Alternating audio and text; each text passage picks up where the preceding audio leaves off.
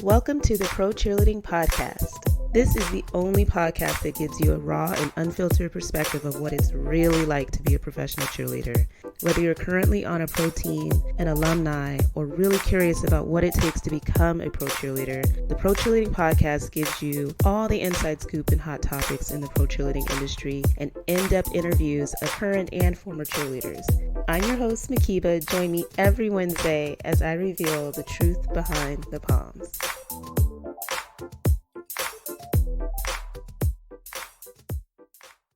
Hello, welcome to another episode of the Pro Cheerleading Podcast. This is like one of the last two episodes of the season. This one's called Glory Days, not the one by Bruce Springsteen, but a version by Aloe Blacc, I think I found, which I kind of like better. But today's episode, I interview Kurt A. David. He is an Emmy Award winning TV producer. He has a show called From Glory Days, and he was kind enough to invite me to be a guest, his first pro cheerleader on the show.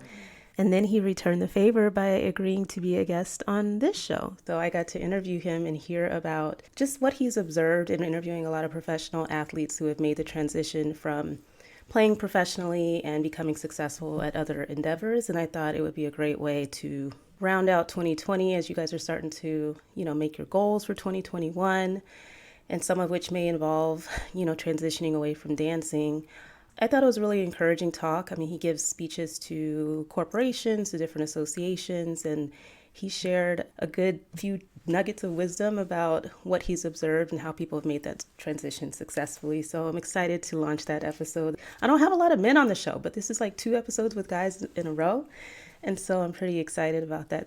This is like the last episode of 2020. It's been a crazy year. I hope you guys had a wonderful Christmas. It was great in this household. A lot of just love and relaxation and gifts and watching some movies. Did anybody see, it's called Sylvie's Love. It was just like a romantic period piece. I really, really love that. I just kind of chilled, and I don't usually watch TV, so it was nice to unwind a little bit. But I want to end the year strong and, check in with you guys and let you know some of the things that I've been observing. Okay, so I have been researching a little bit of what's been going on in the NBA now that the season is underway and teams have been playing, and team by team has been mentioning that their squads are back together of their veterans. So I went poking around on YouTube for a couple of accounts that I follow to see if they were posting any of their performances, what are they doing? And couple of really cool things. So the Wizards over the weekend, they have almost like a virtual arena experience. You log in, it's sponsored through Capital One. It's the name of the arena out in DC. But they basically put together their whole in-game entertainment piece with the hosts, the DJ, and just kind of creating that vibe and the environment of what it's like at a game. So they kind of doing that in a show format. It's kind of the screen is blank during the gameplay. If you're watching the game on your TV, I couldn't watch the game. I'm not in the DC area. But basically you have the opportunity to interact. And I think they had sponsored content that they were developing during that show. They did have a glimpse of the Wizards dancers. And I thought it was pretty creative. I mean, the fans can't be at the games, but they were just trying to give you that same feel. People were talking to each other while they were watching the game. Maybe that's been done. I don't know, because I haven't been watching, but I thought it was great that they incorporated their dancers. They kind of did solos, and I saw a couple other teams doing something similar, in the actual arena. The dancers were more or less kind of freestyling as opposed to a routine. They weren't on the court. But I saw the Pistons dancers doing something similar, the Clippers, and so they're in the arena. They're probably up in the 200 level or something like that. So right on those landings, they would have their dancers. This was, I think, the Pistons that I watched. Or was it the Bulls? Anyway, the point is that's where they were dancing and kind of freestyling during the game with the music that the DJ's playing. So I think we're just going to be seeing some different ways of incorporating the dancers. They're all wearing masks. But I thought it was cool. It's something, right? They're dancing. They're at the games. It has to feel good to just be in the building, right? I mean, we're seeing what it's like to not be. So I will be keeping my eyes peeled, and if it's shareable content, I'll put it out in the story. But I just thought it was interesting just at least to see people in action. I think I saw one performance of the Pistons dancers actually performing on the court. It didn't seem like it was during the game. Maybe it was before the game, but just seeing them dance, it makes me happy. So I'll be keeping an eye out and keeping you guys posted on how they incorporate the dancers. I'm starting to accept it. I'm hard headed. And I was really, really holding out hope that the NFL teams would start making Pro Bowl announcements just for the honor's sake. But it's like the end of the season. So it's probably not going to happen. And I don't know. I think it kind of sucks, frankly. I'm sure there had to maybe be some consensus around what they were going to be doing or not doing. Last week we talked about the Atlanta Falcons cheerleader that was recognized as cheerleader of the year for the Falcons cheerleaders. But I don't know. I think there could have been some attempt to kind of like provide some recognition and honors for the squads that have formed, the squads that have been performing. I'm sure it was done because it was like, we don't want to cheat the Pro Bowl cheerleaders of the experience. And, you know, it's this whole week-long activity. You can't replicate that. Like, you can't double up next year. I'm sure there were a lot of considerations about it, but I just wish at least each team picked some recognition for the squad members for the year so that we can kind of continue to celebrate the true leaders on these teams. I forgot to launch it as a poll of the week, but a couple of teams that actually have like a max of how many years you can be part of the team. And so for some of the girls or guys that came back to the team and had this be their technical last year, even though it's like not quite a year that you should, like, are we putting an asterisk on 2020 or not? You know what I'm saying? Like, they cheered, and now unfortunately that will be their last year. It's not like they'll get a do-over and get one more season, and I just think that's kind of unfortunate. But I don't know. I'm a little bummed that they didn't find a way to recognize an equivalent of some sort of like award for each team. So no Pro Bowl cheerleaders so far, and I guess you can't have a Pro Bowl roster if you don't have Charger girls. I still don't know what happened. I mean, I kind of know what happened, but not quite know what happened to the formation of that team. And again, there's just been teams that haven't been able to gather on any level. So what are you maybe making a selection based off of? But it's just an unfortunate way to end a lot of careers, you know, that are people who were in their last year of dancing. And unfortunately, 2020 is it. But with that said, you know, I've been doing a lot of talking with people with messaging and all that back and forth. But I just thought I would just try to offer a space. Like, I'm over Zoom meetings, and I get it. I'm over our virtual happy hours. But, you know, one last time for 2020's sake, I just wanted to open the floor up because I understand that there are a lot of people that are hurting, that they're kind of coming to terms with how this year's ended, what happened to their dreams and their goals and the things that they wanted to accomplish. Some who are like struggling with depression and really just in a tough spot. And it's hard to feel hopeful and optimistic. And while I love to try to be a cheerleader for everybody, I just thought maybe we could just have like one big, well, not big, but, you know, just one big gathering to basically recognize each other, you know, talk about what we've managed to achieve over the year. I mean, we could definitely discuss like the setbacks and how it really truly made you feel, but just a way for us to like lift each other up, right? Like to try to end on a more positive note, because I think we have like in this pro cheer community, especially, it's like such a variety of ages. And I think for people who are even in college or like 18, 19, 20 years old, you know, maybe even in their senior year of college and they didn't get to dance this whole year. And this is like the first time that dance has been like ripped from underneath them. I just think it's hit some people a lot harder than it's really truly acknowledged. And I can go on a tangent about college. I'll get to that later. But I just wanted to offer that up.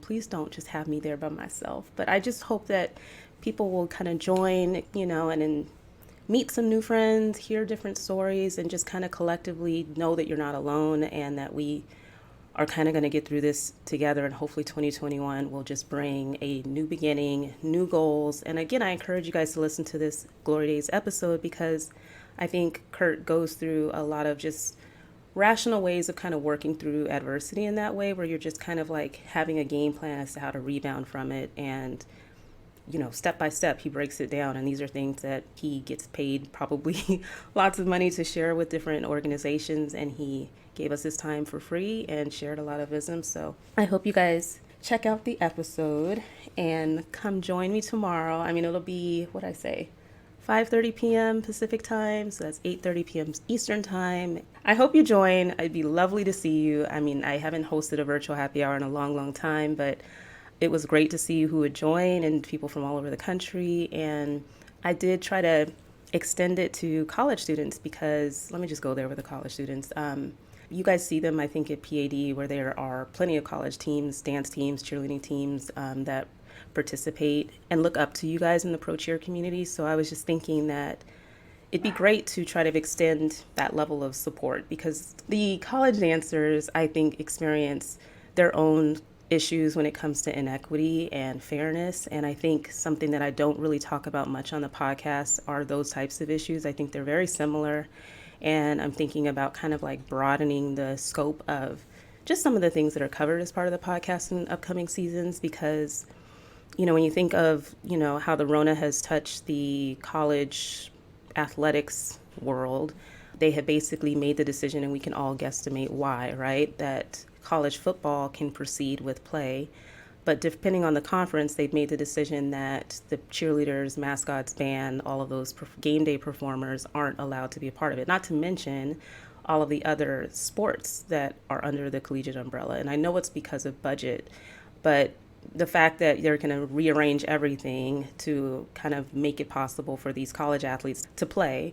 And there's so many issues with that in and of itself. But, I think they just left these dancers, whatever. They just left them hanging, basically, without a plan.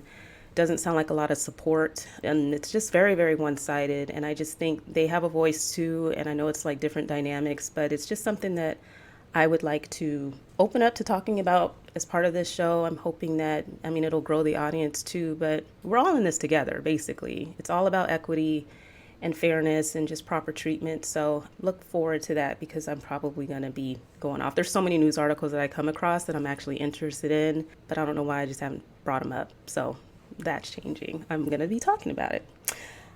What else am I excited about, you guys? Okay, so you've probably seen in the story, it's on January 4th on PBS. They're going to be airing A Woman's Work. It's a documentary by Wee Gu. I had her interviewed as part of the podcast a couple seasons ago, and it's called This Woman's Work. I encourage you to go back and listen to that interview as well, because we talk about the film, her observations and struggles, and just obstacles of the women that she covers.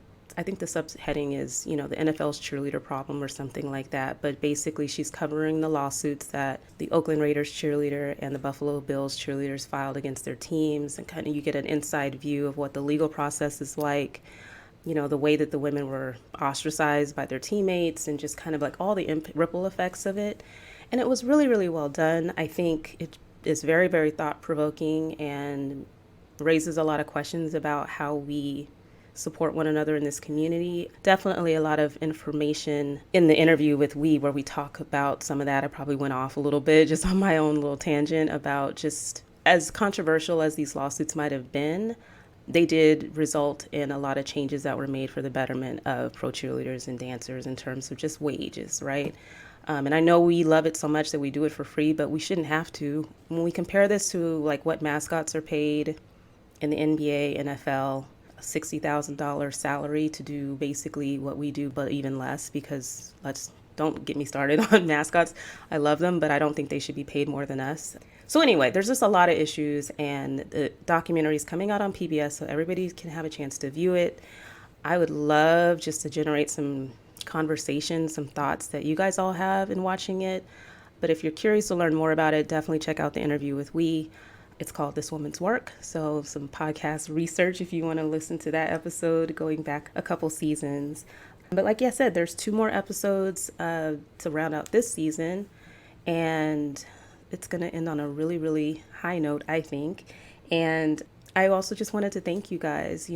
I haven't really paid as much attention to downloads, but I did kind of realize that we were creeping up on 30,000. And when we hit it, I was just like, nope, that's perfect time to celebrate and just pause to say thank you for all of your support, for everybody who's just said yes, to sharing their time for free. I can't pay anybody. This is not a podcast with ads that drive me crazy. So I tried to spare you guys and not drive you crazy. But this is all a labor of love. And I just am so grateful for everybody that's made time to share their story, share their wisdom, encouragement. It's just been such a beautiful thing for me for the past 2 years.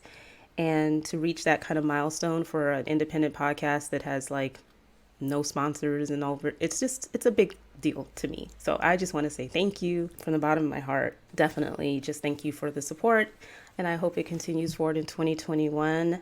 You know, once there is a break mid January, I think there'll be a lot of things kind of going on behind the scenes that I'm excited about. But as always, this is your platform, and I hope to hear from you guys of any topics that you want covered, any people that you want interviewed. You guys have just been there every step of the way. When I say go back and listen to episodes, it's like don't go too far back because Lord knows what Brittany and I sounded like back at the very beginning. But we've come a long way, and it's because of your support. And I just want to say thank you.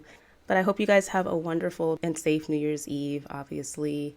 I'm just being really, really careful. I'm really worried about California. It's just sounding so, so scary with ICU being at capacity. Just take care of yourselves and let's just kiss 2020 bye bye and really just keep hope alive. I sound like Jesse Jackson, but seriously, we have to be hopeful. 2021 will be good, you guys. I feel like there's a lot of good that'll come. We'll just keep seeing what teams are doing.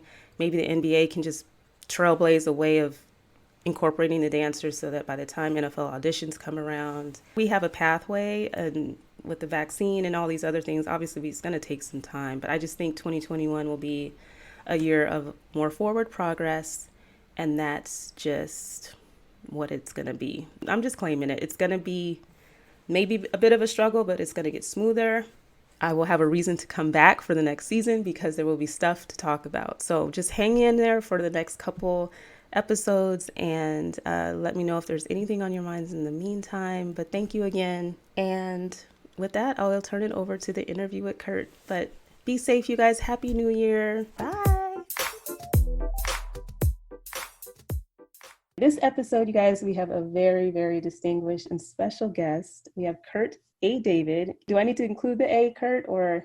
Well, I use it for official business, Mhkeeba, simply because everybody always confuses my first and last name all the time. So you can say Kurt David. It's more for the written form because literally people always confuse my first and last name. Got you. I'll call you Kurt. Yeah, that's fine. I feel like we're old friends now. Kurt, you guys, is an Emmy Award winning executive producer of From Glory Days. It's an awesome TV series. I had the honor and pleasure of being a guest on back in July. And Kurt was so kind to share his time with us so that he can be a guest of the Pro Cheerleading podcast. So, Kurt, I welcome you to the show. I know you're not a cheerleader. I'm honored. I'm very honored. I know you're not a cheerleader. You're actually my first former pro athlete, and I understand I was your first former pro cheerleader. Is that right? That is correct. Yeah, we're crossing paths here, we're crossing genre a little bit, but I'm a cheerleader of your show, if that makes sense. And so I guess that I'm not a pro, but I'm a cheerleader of your show. Oh, well, thank you. And I'm a big fan of your work as well. And I'm so excited to tell everybody more about your show and all of that. But we're just going to start with how you started your career as a pro athlete. You guys, he's 6'9", so I'm sure you can guess what sport he might play, but I'll let you take us through your pro career. Yeah, I appreciate that. Well, first of all, at 6'9" tall, horse jockey didn't quite work out for me, right? It just wasn't in the cards at that size. And for me, it all starts with the foundation. And my foundation started with 8 of us in one house, my parents and 6 kids. Wow. And, first of all, there was only one bathroom in the house. So you learn early on with 8 of you that it's not all about you, right? 8 people with one bathroom. It's a little different today. But I can tell you that all 6 of us were on full ride athletic scholarship and 2 of us played professionally. So imagine that household growing up. Wow. It was extremely competitive. Brushing our teeth, anything was a competition, right? We were constantly outside playing wiffle ball, basketball, whatever we can get a hold of to have some competition. And so, I guess it paid off okay for my parents as far as the college education, and then for a couple of us that played professionally. And so basketball was my sport, played college, played overseas. As they say in pro sports, it's never long enough, right? 100% of professional athletes ultimately lose their job, whether it be by choice or most of the time it's not. And so, my career as a pro athlete was very short. I went in for knee surgery and found out it was time to get a real job. Basically, the surgeon said, Kurt, you can keep playing basketball and not walk by the time you're 40, or you can give it up. And as a 25, 26-year-old young man, it's a pretty sobering reality, right? I mean, basically, I lost my career, lost my income, part of my identity. And so there was a journey in that. There really was. It probably took me about 5 years just to relax and realize, oh, boy, I really am out of this now. And fortunately, I had my degree at that point. That was one of my goals, was to finish my degree before I played professionally. So I'm glad I did. And I pursued my degree as an elementary teacher and basketball coach, and then went and got my master's in counseling and became a middle school counselor. And had a Wow. great journey as a middle school counselor and basketball coach in my previous professional life. But partway through that, Mhkeeba, what happened was that I had an idea that it was one of those 3 a.m. ideas, like crystal clear, just literally, just like middle of the night, boom. And what it was I thought, boy, it'd be neat to sit down with other former professional athletes to hear about their life after pro sports, and more importantly, how they recreated their success. And that was the spawning of my book idea. Sitting down with 20 former professional athletes that I interviewed for the book, and it was neat to hear their stories because everybody was different, right? About how they recreated their success and what their transition was like out of pro sports. And the book became a regional bestseller. And at that point, my agent and I at that time realized, boy, this is bigger than just a book. So we created a TV show based on the book. And that's where From Glory Days came from, was interviewing former professional athletes about their life after pro sports. And more importantly, how they recreated their success afterwards. Kind of like you. You had your pro sports career Yeah. as a professional dancer and cheerleader, and had the glory of a couple Super Bowls, and yet you had your transition, and now you created your success again afterwards. And every athlete has that. And so we were targeting athletes that simply had that transition, which all do, but the ones that found success again. And so that's been Mm. the neat part about this TV show. We've done 4 seasons. We won a regional Emmy in season 4 with my interview with 4-time Super Bowl champ Rocky Bleier out of Pittsburgh with the Steelers. And so it's Nice. Okay. been a great journey. Now, with everything that's shifted now, we're doing more virtual stuff, just temporarily until we can launch back in studio again. But we're shifting, doing other interesting things like, pro cheerleaders. And I interviewed a guy who was an 18-year Harlem Globetrotter with the Harlem Globetrotters for 18 years. And so it's been very interesting. And it's neat to sit down with all these different guests. And I've done over 50 TV interviews, and I'm very fortunate, very blessed. Wow. Well, no, it's just so impressive, and I can't even believe I made the roster of all your illustrious guests that you've had on the show. But I wanted to go back to something you mentioned, just because it sounds so familiar in terms of the transition that pro athletes face and losing their identity a little bit, and just kind of it taking 5 years or just a good amount of time to kind of recenter after you transition from playing professionally, because I think a lot of pro dancers also experience that. How did you deal Sure. with the transition when you stopped playing, especially due to an Yeah. injury? Yeah. Well, I think I was angry. I think I was just angry at first. I mean, honestly, I was like, how can this happen? And, had that victim mentality. And then I just got tired of that after a while and just realized, boy, you know what? I need to move forward. I think it was more just my attitude. And I'll give you a great example. One of the gentlemen that I've interviewed, he was a professional hockey player, and he literally, at 19 years old, was the number 2 draft pick by the LA Kings, right? He played for the LA Kings. He wasn't Mm-hmm. the first pick in the NHL. He was the second pick, right? So the second guy in overall. And he went from 19 years old from Ottawa, Canada to LA. As he said, 19 years old, money in my pocket, driving a Porsche, condo on the beach. He was living a life. Well, at 27 years old, he went headfirst into the boards, became a quadriplegic during a game. Oh my He God. literally went from being a professional athlete to nothing from his neck on down. And the reason why I bring up that story and why he's such a great guest on the show, we've had him on twice, is that, he went from being a professional athlete to instantly it was over, right? He went from being a physical specimen to he had nothing from his neck on down.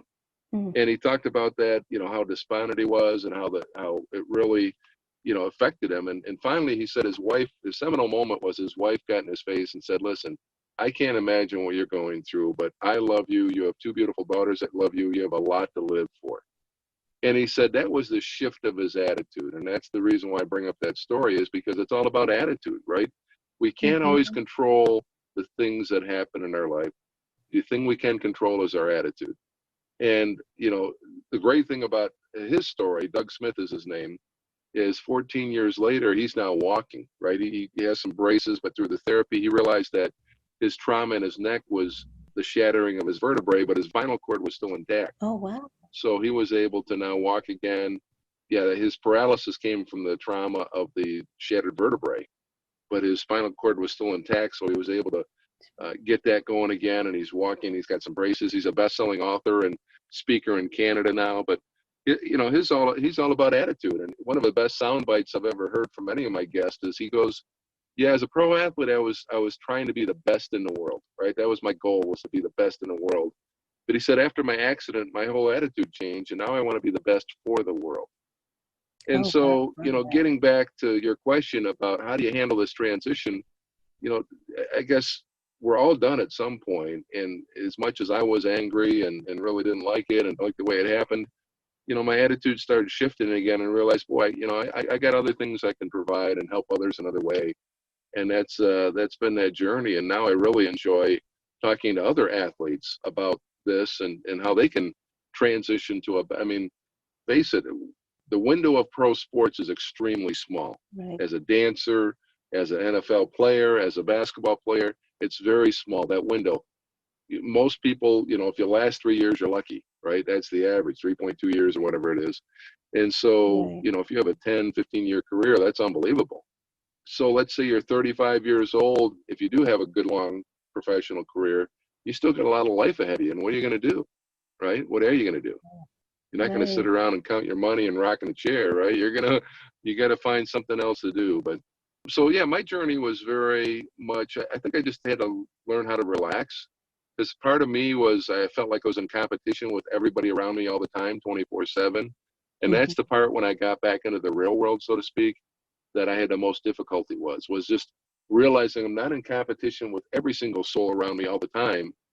And I had to learn when to pick and choose that competition, right? There is competition in life, but you learn to pick and choose as opposed to 24/7 is the way I felt when I was done playing. Playing ball. Yeah, no, that makes total sense. I could see that shift where you're constantly on, not necessarily edge, but you're just always thinking about shining and being the best in everything that you do in every possible way and being pretty much perfect. I think, Yeah, think about it yeah. as a dancer, Mhkeeba, how competitive it is, right?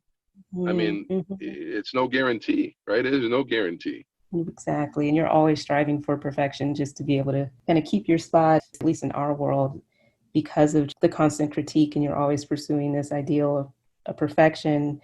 I think letting that go once you retire is something that some people, struggle with because you feel like you're still under that same microscope when you're Yeah. not. Yeah, I think the balance, to be honest, is finding the balance, right? There is a time to be competitive. There is a time to, I don't want to say perfectionist because I don't like that, but to pursue excellence, right? There's a time Hmm. for that, but it's not 24/7 like it is when you're in that world, right? I feel like it's 24/7 when you're in that world.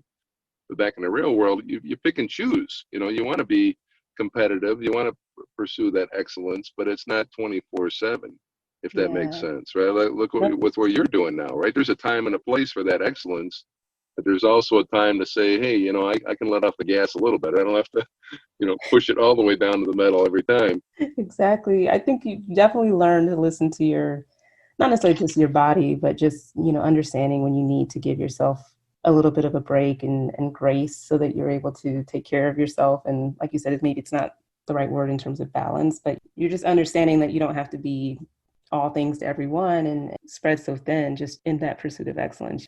Yeah, can I ask you a question Sure. about that? Because I think as a dancer, that's unique. Because in dancing, it's so critique Mhm. based, right? It's very much critique based, and so that's kind of a culture that's been built within that world. And so, to me, that would be the struggle with this transition. It's like feeling like I'm constantly under eyeballs and critique. And how do you handle that, right? Especially back in the real world where some people could care less, right? They're not watching you or caring about, what you look like or what you're doing and Right. how you're doing it. And yet you constantly have that in the back of your mind. As a dancer, that would be the struggle that I would have. I mean, how do you handle that?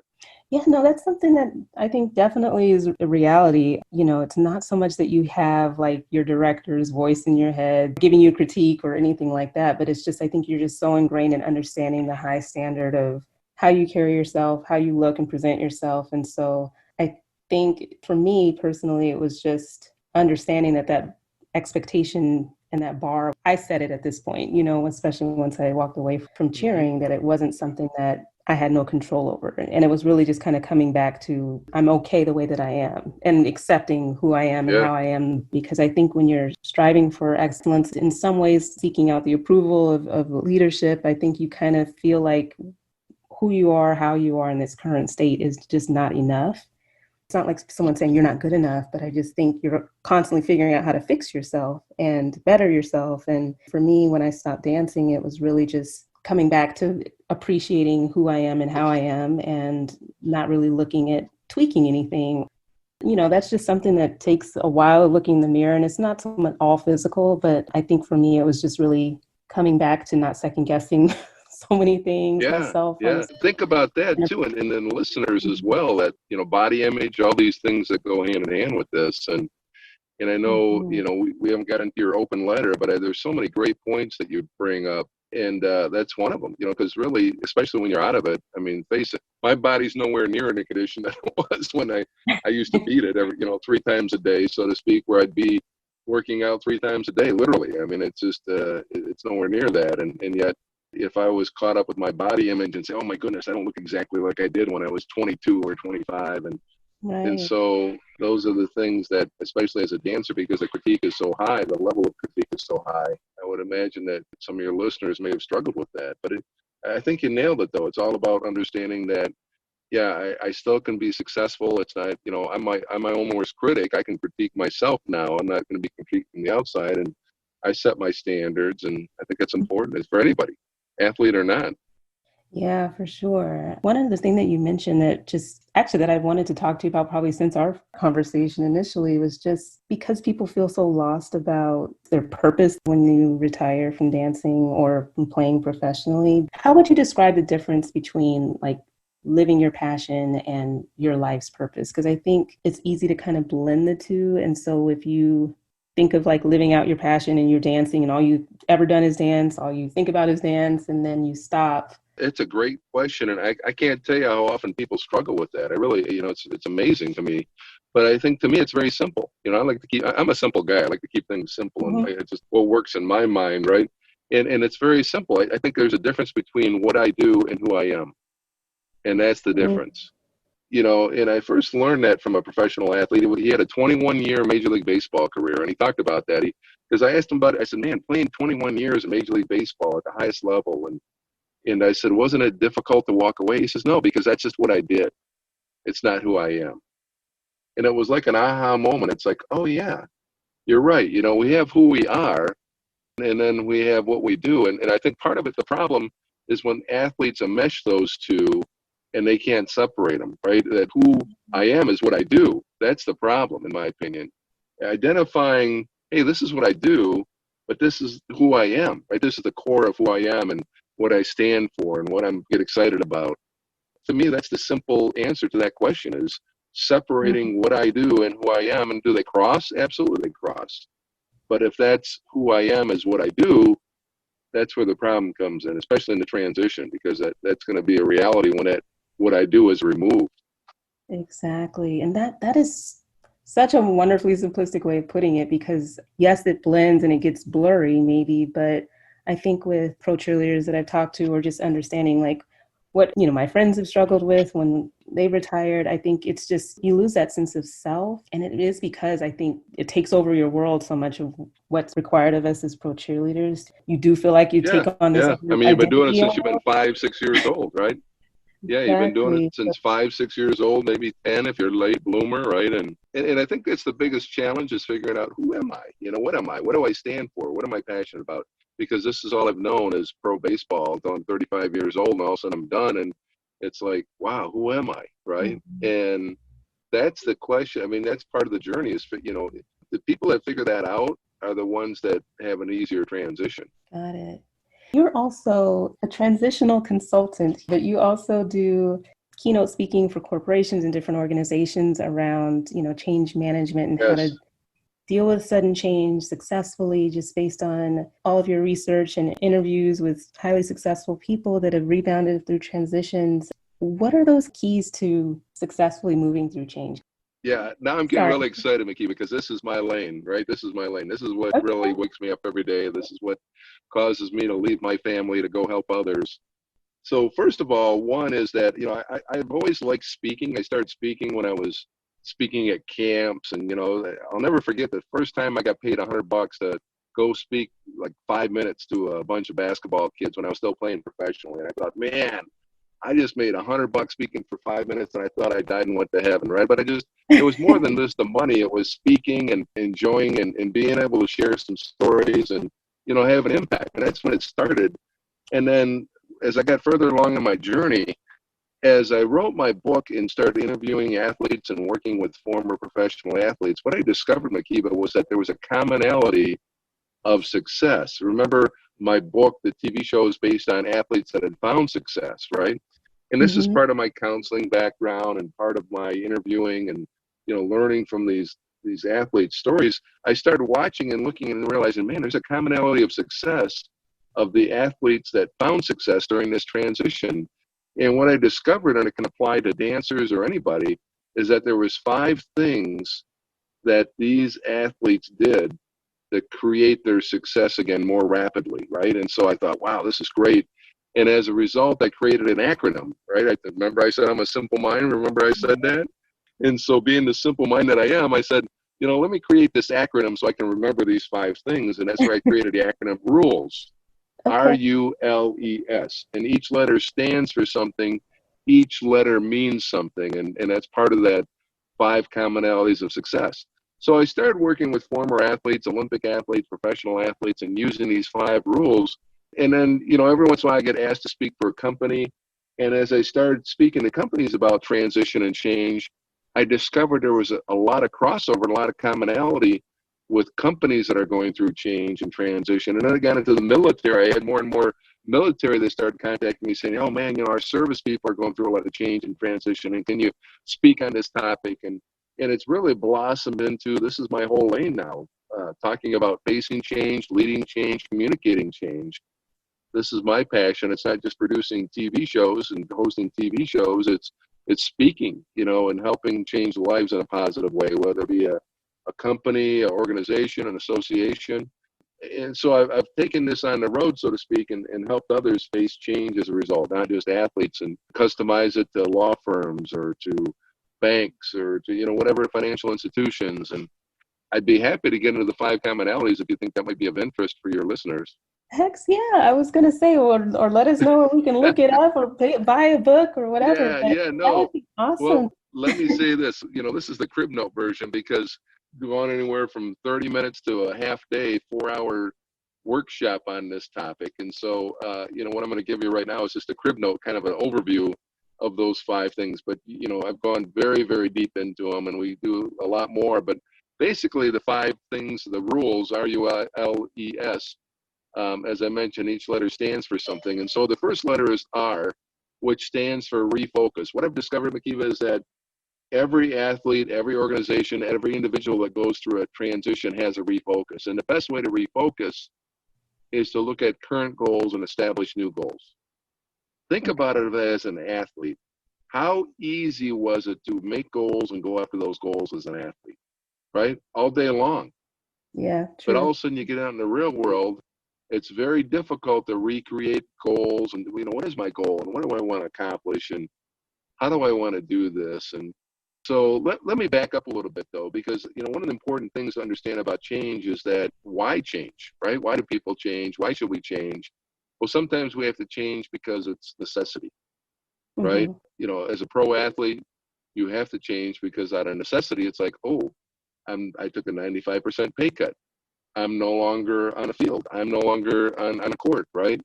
And Right. sometimes out of necessity that change happens. Other times in life, maybe it's not a pro athlete. Maybe it's somebody in a family situation that's changed or a professional life that's changed. Something's changed professionally. And Mm-hmm. so, we have to start by changing our mind first, right? It's all start. If we can't change our mind, we can't have success. And it starts with changing our mind. And part of changing our mind is understanding this refocus, Got right? it. I need to set up some new goals. I need to look at what do I want to do in life, and that's part of the challenge is looking at that. I'll give you a great example. I don't drink at all, but and I'm not condoning people who do or don't. I'm not, either way. But Mm-hmm. in 1921, there was a big event that happened in America, and actually 1920, that impacted all of America. I don't know. Are you a history buff at all? Probably not that I'm much, not, right? but if you started with alcohol, there has to be prohibition era, right? Yeah, exactly. You nailed it. Yep. So 1920, Prohibition hit, and what that meant to the 1,273 breweries in America is they could no longer brew their wares or sell their wares in America. Talk about a sudden change, right? Talk about a sudden change. All of it's kind of like being a pro athlete. All of a sudden it's over. It's like, what? What do you mean I can't brew beer anymore or sell beer? So there was 1,273 breweries in America at that time during Prohibition. Now, by the time Prohibition was over, 13 years later, there was still 244 that remained open. So my thought was, well, we know what happened to the 80% that closed and why, but how did those 20% stay open? So I started doing further research. I'm like, wow, this is amazing. So one of the companies, was founded by a couple of German immigrants, and they decided they weren't going to take this Prohibition thing lying down. So they started refocusing. They literally had to refocus. They went from brewing beer to brewing malt extract, ginger ale, even creating car and auto parts, right? They really had a refocus during this time. And as a result, Anheuser-Busch was able to survive that change that occurred until when Prohibition was over again, they went back to brewing beer. And as they're the biggest beer company in the world globally. I don't know what $15 billion or whatever their annual sales are. And so it was because of refocus that they had during that time, right? That they had that refocus during their change to do something different, and they set new goals. And that's just one example, right? This is one of many examples I could give of a refocus. But refocusing is the very first step of saying, what are my current goals, and what are my new goals? And by doing so, you establish a new passion and purpose, right? That's so important. We're wired as athletes to have passion in our life. And by setting new goals and saying, boy, we get excited again, right? Which is very important to us. It's kind of like you doing this podcast, right? That was one of your goals, was to do this, and it's something you get excited about as a result. So that was part of your refocus, if that makes sense. Oh, it makes total sense. Oftentimes we're just in autopilot. So even if it's like we maybe didn't have the success we wanted in auditions, and we kind of just jump right back in to recycle the same goal over and over again, whereas maybe just looking at absolutely, refocusing or maybe just establishing new goals. I love that, because I think we kind of just recycle the old goal over and over again without really questioning or pushing ourselves. Yeah, and you nailed it without questioning, because here's part of the problem, Mhkeeba, is we have more information available than ever before in history. Ever, right? More information is available at my fingertips. If I don't know something in 30 seconds, something's wrong, right? I mean, I could find something, information, whatever. We have more information available than ever before, but less thinking. And refocusing takes thinking. It takes time for me to sit down and, what is it I want to do? And what are my goals? And what do I want to accomplish? And what am I good at? And what is my gift? And do I have a degree? And it takes thinking. And that's part of the problem. We have more information available than ever before, but less thinking. And it takes thinking to refocus. That is so, so true. And taking the time to refocus, having that quiet space to think about things, slow down so that you can give yourself the time and space to really give it a good consideration. I mean, one of the benefits of this pandemic, it's caused a lot of refocusing, right? A lot of people to kind of reset and rethink and have the time to kind of say, what am I doing and why am I doing this, right? And, there's going to be a lot of innovation that comes out of this. But that's the R. That's the R, and we can go much deeper and much more into it in detail. But the next letter is U, R-U-L-E-S. The U stands for using network. What I've discovered is high caliber athletes, companies, individuals that go through a transition and a change all have a network, right? We have a network of people. I mean, if you look at a Rolodex of a pro athlete, it's like, wow, they got a vast number of network, people that they've met throughout their time, and tapping into that network. Now, I have to proceed by saying this. I'm not talking about using and abusing people, right? I'm not advocating that. I'm talking about finding somebody that says, within your network that, hey, you have your refocus and your goal. It's like, oh, this is my goal. Boy, I know somebody in my network that might be able to help me out with, right? And creating a win-win relationship as a result. Not using that person to get what you want to accomplish, but figuring out the win-win. That's important. I'll give you a great example. To go back to Anheuser-Busch again, during that time where Prohibition was going on, they had a refocus, but they had a vast amount of distribution already in place. They already had a network in place. So when it came to distributing malt extract, ginger ale, they just said, hey, we already have this relationship with this distribution. Why don't we distribute our ginger ale now, or our malt extract? And so they were able to tap into their network once they had to refocus to continue their success. That was a very big key. I'll give you another great example. I got a good friend. He played in the National Hockey League for quite a few years, and he always loved finances, right? He loved finances. And he got a Series 7. He had to become a financial advisor. And when he got out of pro sports, he tapped into his network and said, hey, guess what?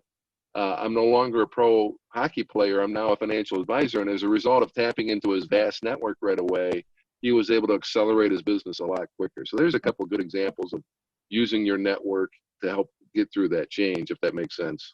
No, that makes total sense. So which takes us to the next letter. I was about to say, we're on letter maybe L. I should, yeah, all right, good. I was just going to check your spelling and the listener's spelling to make sure everybody's still with us here. So Exactly. bar none, not a question, no doubt, not even an argument, the most difficult for pro athletes, letting go. Ooh. And, letting go is such an important part of successfully transitioning and changing because, think about it as a pro athlete, it's in the marrow of our bones never to give up, right? You fall down 7, you get up 8, you keep going and just, Oh, yeah. And so it's very difficult for us to let go and for us to continue to realize, oh man, I gotta stop. I mean, I can't tell you how many pro athletes I've talked to that probably hung around 3-4 years longer than they should have, right? Mm-hmm. Going to minor leagues and trying, they won a Super Bowl, but they won a World Series, but yet they're playing in a minor league just trying to get back up there again, and so letting go is so difficult and for lots of reasons. And it's not just a bad thing, it's a good things we have to let go sometimes. We have to let go of the fact that, oh boy, I was a Super Bowl champion and so what, right? Now you're in transition, you're no longer an athlete, that doesn't matter anymore. We got to let it go. And sometimes we have to let go of maybe it's a thought, maybe it's a pattern of thinking we have to let go of in order to move forward. Everybody's individual, whatever that letting go is. A couple great examples is I got a phone call years ago from a guy out of Houston, Texas, and he called me up out of the blue and he says, hey, a mutual friend of ours gave me your number and told me you're the guy to talk about transition. And I said, okay, tell me more. He says, well, I just won a medal with the Olympics and I'm considering whether I want to continue being an Olympic athlete or not. And I said, okay, tell me more. You got my attention. Mm-hmm. And he was a gymnast and he said, I got this medal. I'm not sure I want to continue. And so literally he and I started walking through this path, these rules, right? Working through the rules. We got to letting go. And he's like, I don't know. He said, I don't know if I want to let go or not. I don't know if I want to commit another 4 years of my life to be an Olympic athlete. I don't know if I want to let it go. And 6 months, literally, if he and I going back and forth and conversation and trying to work through this, he finally decided, yep, I'm going to let it go. I'm going to move forward. In contrast, I had a phone call from a former Major League Baseball player who got released during spring training. And he and I sat down and we started working through this rules. And within a week, he had let it go. He was long gone. I mean, he was like, yep, I'm no longer a pro athlete. He moved on. He's having great success. And so everybody's different with their letting go and their patterns, right? I've seen some athletes that 15 years later, they still haven't let go, of the dream. Here's the good part about this, Mhkeeba, is that it's easier to let go of a vine when I have a hold of another vine, right? Get that imagery right now. If I'm going to let go of this vine over here in my right hand, it's easier if I have a vine in my left hand, or at least I can see that vine and know when I let go of this vine, I got a good chance of grabbing that next vine, right? But that's why that refocus is so important, because if you have that refocus, you have that goal, you can see that vine, whether it's in your hand or not, you at least can say, boy, I can let go of this because I can see that vine, it's within my grasp and, I can reach it. And that's why that refocus is so important to letting go, because it makes it easier for us to let go of the other vine to grab the next one. You get more confidence that you can reach it. You feel like you aren't losing something by letting go when you're gaining, your next move in life. I think that's a great analogy. Oh, thank you. Yeah. Which leads us to the next letter, which is E. E stands for execute. And what that means is that, transition and change is not a one and done. It's not, boy, I walk through this process and it, I have my success, right? Very rarely is it a one and done. I'll give you a great example of that. Most of us have seen the water pump that you have to crank the handle, the pump, whether we see it on TV or maybe in person. You might have done it years ago where you see a water pump that you have to crank the handle to pump the water out. You know what I'm talking about? You got a visual for that? I do. I'm thinking Little House on the Prairie. So in order to get that water to pump, what do we have to do sometimes to get that pump to get the water out of it? What do we have to do? Just keep churning and churning and churning and churning for it to finally flow. Yeah, yeah. Yeah. And sometimes you have to prime it, right? Sometimes you have to pour water into it to prime it, the pump, which is part of the refocus, right? And part of using that network and Hmm. part of letting go. But sometimes we just have to pump and pump and pump and pump, and eventually the water is going to come. Sometimes it might take one or two pumps and the water comes. Sometimes it might take 20 pumps, depending on the circumstances, right? Right. And the reason why I bring that up is in transition, it's rarely a one and done, right? We have to continue to execute through our transition, because it's not just a one we go through a lot of transitions, right, in life. And so executing is very important. I'll give you another great story. Your audience might realize that I love history, right? I love sports, I love history. It's a great combination. Hmm. But back in the Roman Empire, when the Roman generals would come home from their conquering lands, right? So this is in history. When the Okay. Roman generals would come home back to Rome after conquering a foreign land, whatever it was, Crete or wherever, I don't know the history that well, but they'd come home from these conquering lands and they'd had these big parades in downtown Rome as part of the celebration, right? I would equate it to the Super Bowl parades we have today, right? When a Okay. team comes back in town and they have these Super Bowl parades. That's what it was like for these generals. Now, having been through two of them, did you go to any of those parades by chance? Were you a part of those at all? I did. Yeah, the one we had here in Seattle. So you get it, right? Yeah. I mean, think about that feel, think about the electricity, think about the excitement, think about, oh my goodness, this is, I can't even, I don't know, you describe it. You've been through it. I haven't. What was it like? No, it was absolutely amazing. I mean, you're relishing in just the victory and how incredible it makes everybody feel to have won. I mean, you're on top of the world at that moment. That's how I felt anyway. Yeah, and the locals are celebrating it, right? The Hmm. people of the town are celebrating it as a result, lining the streets. So that's what it was like for these Roman generals, right? They'd come back from a conquering land, they'd be on their chariots, their family would all be dressed in white, right? This is all part of the celebration. But it's written in history, and you can read this. As the generals are going through the street and getting all these accolades, they have somebody on his chariot chirping in his ear the whole time, all glory is fleeting. All glory is fleeting. In other words, great, you accomplished that, now what? And so Oh, wow. imagine that during a Super Bowl parade. If somebody's chirping in the coach's ear or the player's ear, hey, great, all glory is fleeting, right? Now what? Basically that's what it was like. And so that's part of the execution, that it's not a one and done. Your transition continues, and it's not just you do it once and you accomplish it. No, many times it takes many times over and over. I'll give you another great example. I had the honor of sitting down with a gentleman out of Washington, D.C. He was an All-American high school basketball player, went on to Syracuse to become an All-American college player, went on to become a number one draft pick of the Detroit Pistons, went on to become an NBA Hall of Famer, considered one of the best NBA players in history, went on to build a $500 million a year business, and then he became mayor of Detroit. And Dave Bing continued to execute his success over and over and over again through every transition that he had in his life. He could have Wow. easily rested on his laurels, but Hmm. he continued to execute through every change and every transition that he had in his life. Wow.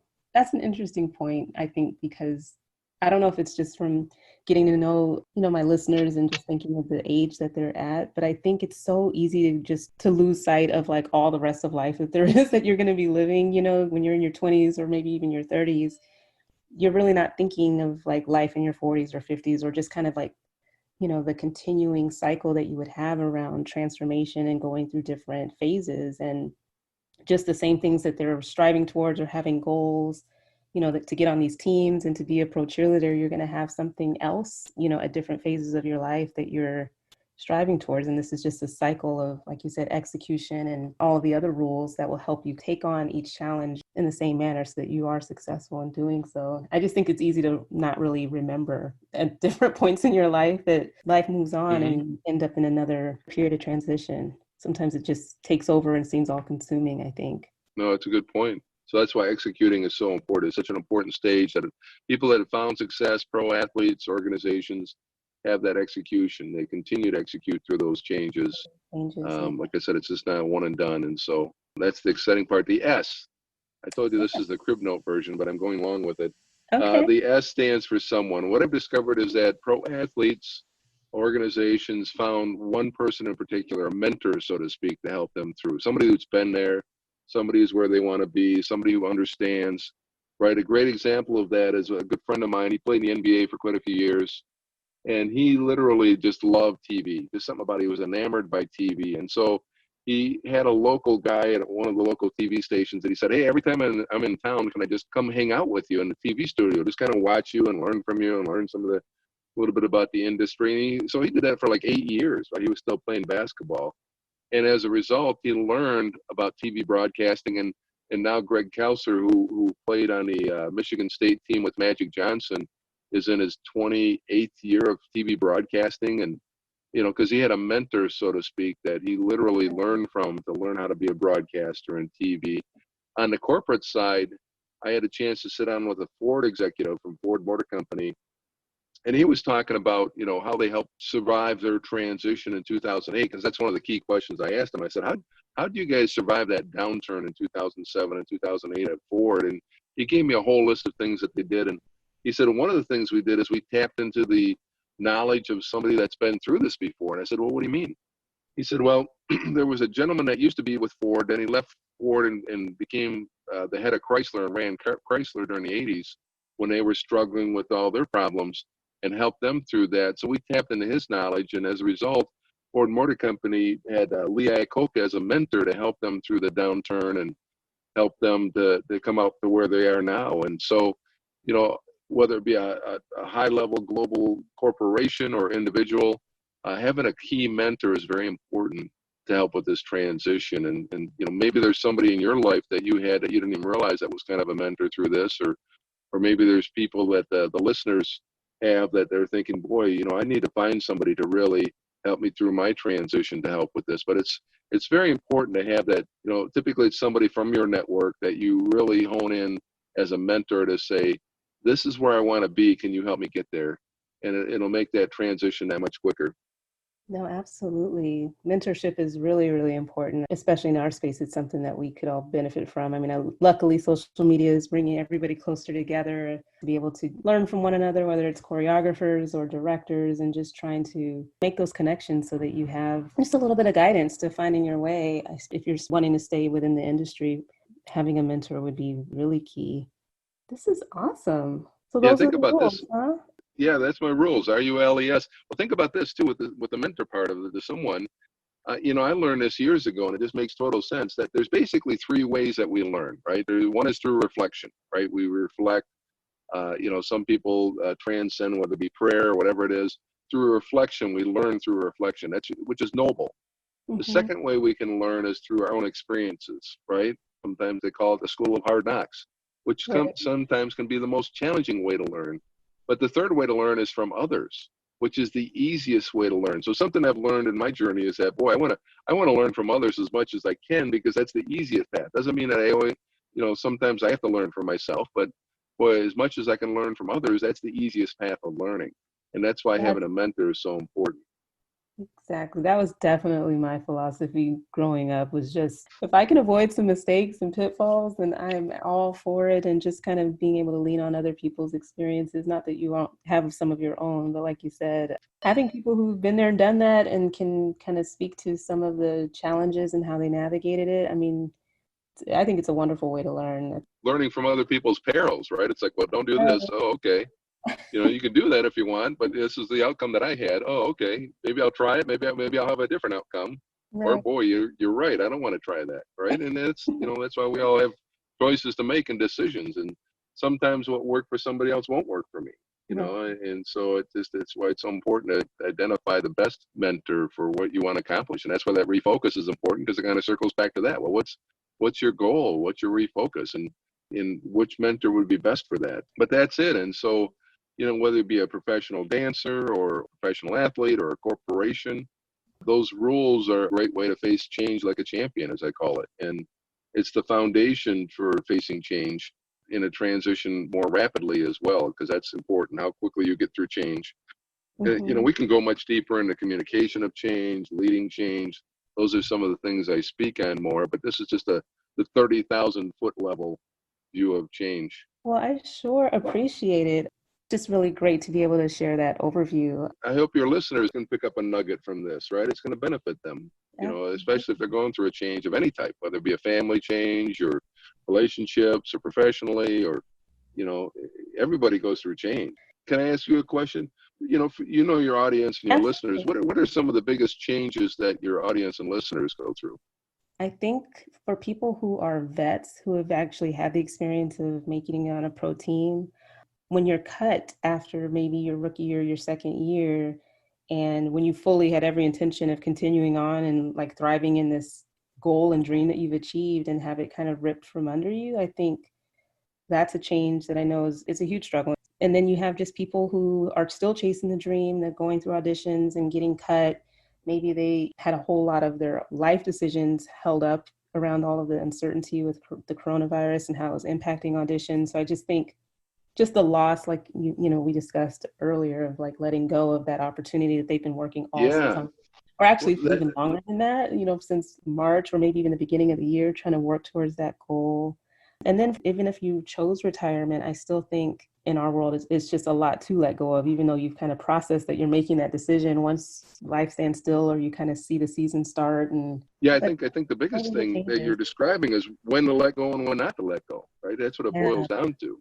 exactly. When do I let go of this dream? Do I keep coming back every year for 2-3 years, or when do I let go? Right? That's the biggest question, and that's part of that is that refocus, right? That's why it's so important to say, no, this is a goal. This is what I want to try. This is one of my goals, and I want to keep doing it till I can do it. I mean, I had the goal of 5 years, so when I made that, Mm-hmm. I was happy and content, and so it was a lot easier Yeah, that's uh, huge. to be able to walk away Let it from. go. But yeah, letting go is huge, and I think that's a personal journey. Like you said, everybody has their own timetable associated with it, but like you said, giving yourself time and going back to R to refocus and making sure you're still in alignment with that What goal. that next vine is. Yeah, and what that next Yeah, vine. what that next vine is. That'll make it easier. It makes it easier to let go, right? If you have another vine that you see or even can grab hold of, it just makes it that much easier. Exactly. Well, I can't thank you enough, Kurt. This was amazing. Super, super helpful. And I think it gives listeners a lot to think about. And there's just a lot we can all learn from one another on this. Yeah, and I'd like to encourage anybody, if they want to reach out to my website, they're more than welcome to. It's kurtdavid.com, Awesome. KURT, David, DAVID.com, kurtdavid.com.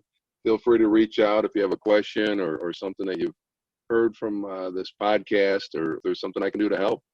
Awesome. Thank you so much for that. Well, I can't let you go really quick without closing out our episode with Drop It Like It's Hot or Locker Talk. Drop It Like It's Hot is kind of like a rapid fire questions. A lot of them are dance oriented, so I could kind of spare you that version. Or Locker Talk, where you share maybe a funny story from your time playing professionally, anything that was embarrassing or just funny that cracks you up to this day. I love this kind of stuff. I think it's great. Well, yeah, probably I don't know how many rapid fire answers I would have for the dance industry. I don't know if I'd do too well with that, but as far as a funny story, this is actually long before I played professional, but I just shared this with somebody the other day, a sportscaster that I know out of New York. He and I were just talking about this, that I was in 8th grade and I was at a basketball camp that was run by one of the NBA players at that time. Mm-hmm. And I'll never forget this. In 8th grade, I was 6'5", right? So I stood out even in 8th grade, right? Oh my gosh, And six so it was five. one of the most painful times of my life. Oh yeah, I was 5'11" in 7th grade and 6'5" by the end of my 8th grade year. Most painful time of my life because my bones were growing so fast that my muscle and cartilage, I mean, the more active I was, the more painful my body was. But it was Oh, great because I was dunking in 8th grade, right? So that was a bonus. But I was at a basketball camp in 8th grade. I'm 6'5". I was at this pro athletes basketball camp. And of course, at night, the counselors are around, some of the pro athletes are around. So being 6'5", they said, hey, why don't you come out and play with us, right? So I get out there and I'm being guarded by one of the Detroit Pistons at that time. And I mm-hmm. catch the ball in the post. And it's no quicker that I caught the ball in the post that I realized my shorts were down to my ankles. This guy, this professional basketball player who was guarding me as an 8th grader, I caught the ball. As soon as I caught it, my shorts were at my ankle. And of course, what do? Well, I drop the ball. I pull my shorts up, and he's down scoring at the other end. And so I don't know if you can get away with that today in today's society, but when I was in eighth grade, it was a big laugh and nobody cared. And it was like this kid standing here in his jock strap and drops the ball and goes from there. But anyway, so that was probably I just shared that last week. That's why I bring it up. It was good timing. Well, even pro athletes have uniform malfunctions. That's good because a lot of times with locker talk, that's what ends up coming up in our spaces, things falling off Oh, that's funny. while you're Yeah, that's performing. really funny. Too funny. Well, I thank you so much again, Kurt, for being a part of this episode and just super grateful and excited. And thank you for extending yourself to people to reach out to if they, have any questions or want to learn more. You have such an awesome way of explaining things. I love the history component to it as well, and just lots of jewels. So I really appreciate your time. Thank you so much. No, it's my pleasure. I'm glad you're doing this. This is great. You're doing important work, and I hope that you continue. Thank you. Learning from you. This is awesome. Thanks so much for listening to the Pro Cheerleading Podcast. You can follow your favorite podcast on social media at Pro Cheerleading Podcast on Instagram, at Pro Cheer Podcast on Twitter. We're on Facebook, on YouTube, and you can support your favorite podcast on Patreon. Until next time, keep your eyes on the sidelines.